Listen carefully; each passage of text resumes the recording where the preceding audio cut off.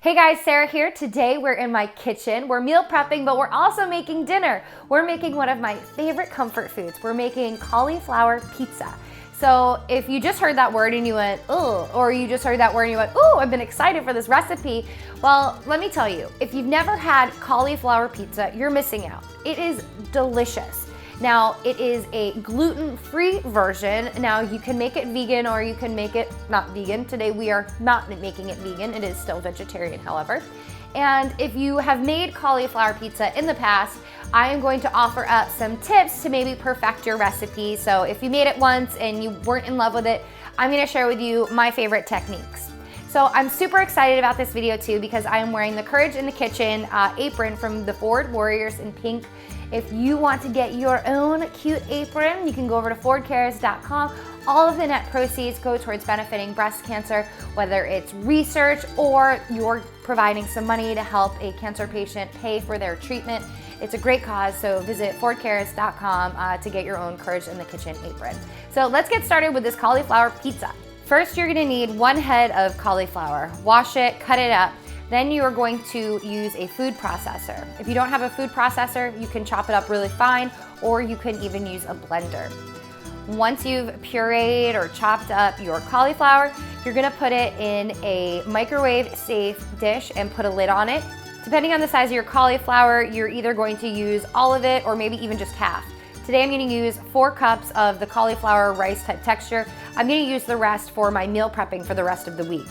Once you take it out of the microwave, you're gonna carefully place it into a cheesecloth. If you don't have a cheesecloth, you can use a dish towel like I am right here.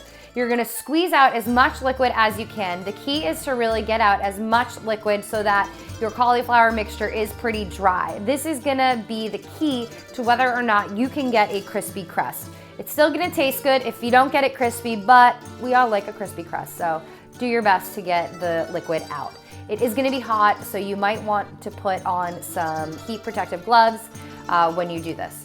Now we're gonna add in some spices. Feel free to get creative here. I'm gonna add a little bit of garlic powder, salt, pepper, red pepper, and then the 2 essential ingredients. You're gonna need 1 whole egg and also some cheese. You can use mozzarella or goat. Today I'm gonna use goat cheese and we're gonna use 2 ounces, and that is about half of this package here.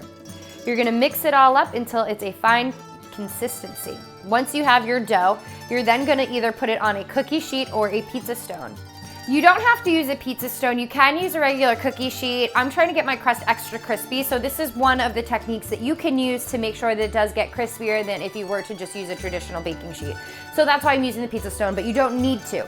I bought this pizza stone literally for $10, so we'll see how it actually works. Really feel free to get creative with what you put on your cauliflower pizza. I'm gonna add in some more cheese on top, tomato sauce, and some mushrooms. So our pizza came out of the oven looking amazing. I'm so excited to try it. The first time when we just put the crust in the oven, we put it in for about 10 to 12 minutes. Really, it depends on your oven. If the crust is not browning, leave it in a little bit longer. If it browns even quicker, then feel free to take it out. Add your toppings and then put it back in for another 10 to 12 minutes. So it is kind of a process, but like I said, today is our Sunday. We're doing our meal prep. I have some other vegetables I could have thrown on here, but I try to keep it simple. So let's cut it and see how it comes out. Yes, mission achieved. So we were a little nervous about getting a crispy crust. Let me try it. That was delicious. So, there we go. It's nice and crispy. I mean, I'm not gonna hold it like that, but any pizza you hold like that will probably fall. So, but mission achieved, crispy crust, brown on the bottom, so good, and it tastes just as good as it looks. You can get this recipe on my blog by clicking the link down below. Enjoy it, do your own variations to it. Let me know what you think, and enjoy.